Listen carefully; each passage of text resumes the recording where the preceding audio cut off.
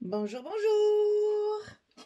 Et ben voilà, on se retrouve à nouveau pour continuer ce petit album Scent of Nostalgia dans le cadre de l'ADT d'équipe de Corinne. Donc on arrive au bloc numéro 4 et on va faire aujourd'hui la page numéro 7. Une des dernières pages avant la décoration et la finition de cet album. Alors, cette page va se composer en plusieurs morceaux qu'il va falloir coller dans le bon ordre pour ne pas se tromper dans les goussets. Alors, on va essayer de faire ça méthodiquement pour que tout le monde puisse suivre et que même moi je ne me trompe pas, n'est-ce pas? Parce que si je colle un avant l'autre, ça ne va pas le faire. Donc, il faut que j'ai bien rangé pour que je le fasse dans le bon ordre. Alors, dans un premier temps, on va coller un passant ici sur le papier du milieu, le papier de fond. Alors mon papier de fond, c'est ça, c'est que des morceaux en fait. Voilà, ça c'est ça. Et là j'ai fait un patchwork de chute de papier. Donc ça va faire de l'uni au fond et puis le passant à fleurs, comme ceci. Et on va y glisser un livret dedans. Donc, je vais faire le passant, moi, en ce qui me concerne, au milieu de mon papier. Donc, toujours, avant de commencer dans ces cas-là, on marque le milieu pour être sûr de mettre les choses à la bonne place. Donc, 10 cm, et ça, on le positionnera comme ceci au milieu. Alors, le passant, il fait 24 cm sur 8. Et du côté 24, on plie à 2, on plie à 22. Et on colle ceci ici au milieu. Donc on va commencer par ça. Comme ça, j'y pense plus. Et ce petit morceau, eh ben,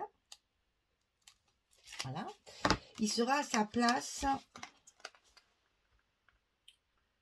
pour pouvoir positionner le reste.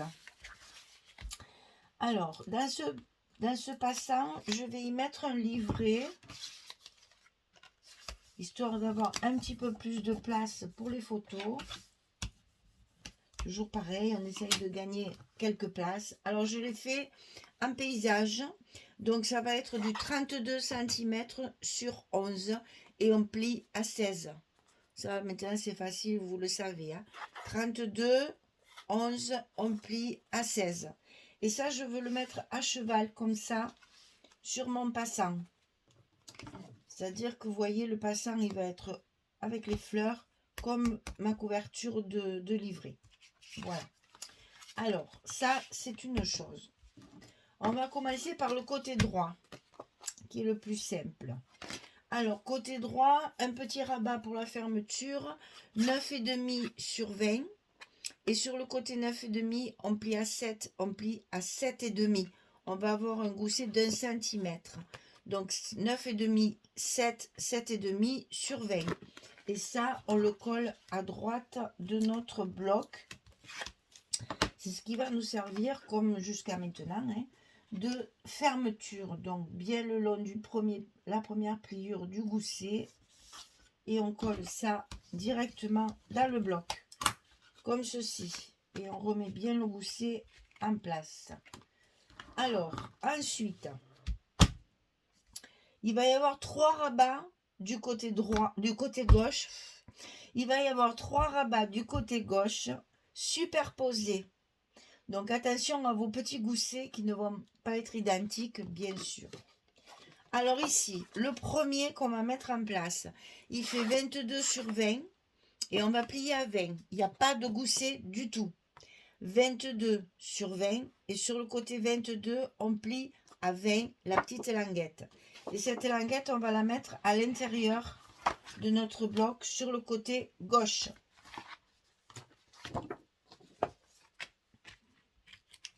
Et comme vous le voyez, j'avais mis des aimants ici, mais finalement, je les ai enlevés parce que là, ça ne va pas.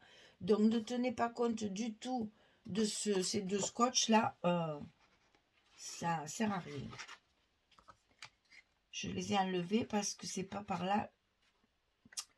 Eh ben, il ne veut pas rentrer. C'est pas par là qu'on va le fermer. Donc, pas des manches sur cette page. Ici, premier rabat. Comme ceci, à gauche. Il vient tout couvrir. Deuxième rabat. 20,5 sur 20. Et sur le côté 20,5, on plie à 18 et à 18,5. On a un gousset d'un demi-centimètre. Donc 20,5 sur 20. Sur le côté 20,5, on plie à 18 et à 18,5. Et on va le glisser également dans l'enveloppe sur le précédent. Attention à vos pliures, de bien respecter vos goussets. Ça va décaler de 5 cm, je crois. Non, c'est 4. 4,5. 4,5. Ça décale de 4,5 ici. Donc ici, on va le coller à l'intérieur de notre enveloppe, de notre bloc, côté gauche, au même endroit que le premier. Mais attention à votre pliure, de la mettre en face, ici, en face la pliure du premier rabat. Ne l'enfoncez pas trop, sinon ça va vous poser des problèmes pour la reliure après. Hein. Donc bien comme ça. Voilà. Le premier, le second. Ici, on va mettre... Ah, tiens, il en manque un là. À moins qu'il se soit collé ailleurs, peut-être. Ça, c'est fort possible, parce que des fois, entre eux, ils glissent. Non, ben, ça n'a pas l'air. Donc, je vais le rajouter pour ne pas l'oublier. Donc, ici, on a déjà 2 aimants de fermeture. Pour fermer, en fait, le deuxième rabat sur le premier. Pour que tout reste fermé, parce que le petit rabat de droite de fermeture, ce sera pour tenir la dernière page. Donc ici, on fait attention à notre gousset et on met les scotch à leur place. Donc déjà, le deuxième rabat se ferme sur le premier. Ensuite, on va avoir un troisième rabat également à 4 cm et demi. Hein. Donc 14 sur 20 et sur le côté 14, on plie à 11 et à 12. On a un gousset d'1 centimètre. C'est le dernier qu'il faudra mettre en place. Donc celui-ci, on va le glisser aussi dans l'enveloppe, dans le bloc directement sur le côté gauche. Et attention à votre pliure de bien la mettre ici, là, le long du petit gousset du rabat précédent. Si vous travaillez à la colle, méfiez-vous que ça ne glisse pas pour que ça ferme bien, vous voyez. Tous les goussets vont se superposer. Donc ici, on a encore 2 aimants de fermeture pour que le dernier rabat, enfin le troisième rabat, se ferme sur le deuxième. Vous allez comprendre une fois qu'il y aura les papiers. Enfin, vous allez comprendre. C'est pas que vous n'avez pas compris, c'est que vous allez voir ce que ça donne une fois qu'il y aura tous les papiers. Allez, on ferme là. Attention à notre gousset. Et on colle nos aimants pour fermer ce petit rabat qui ne va pas être couvert par le rabat de droite. Voilà, donc ça donne ça.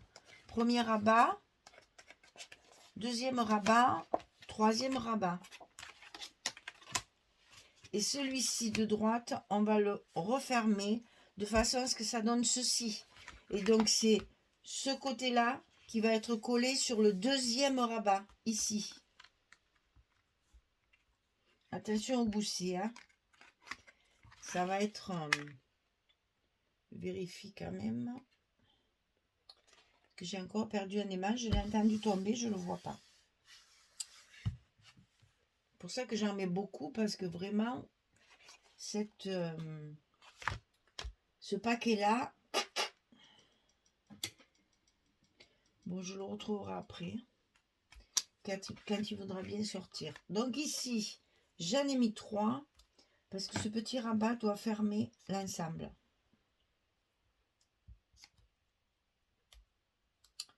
Donc, je sécurise vu que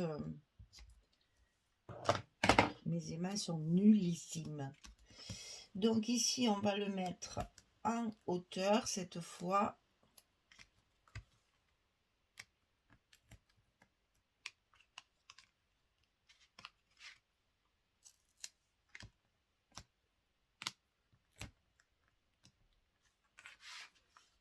Et on fait attention au gousset. Et on colle nos aimants.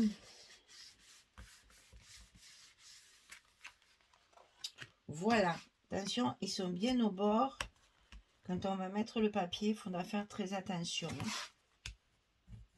Voilà. Et ça va tout fermer. Donc on va ouvrir. Et ouvrir les 3 autres rabats. Comme ceci. Allez, je mets tous mes papiers. Et je reviens vers vous quand tout est terminé. Comme ça, vous allez mieux voir ce que ça va donner. Allez, j'y vais. À tout à l'heure. Voilà, j'ai terminé. Donc, je vous montre ce que ça donne. Alors là aussi, j'ai essayé de faire quelques patchs. Ah, ben tiens, voilà. Un aimant retrouvé. Et j'avais retrouvé l'autre. Super.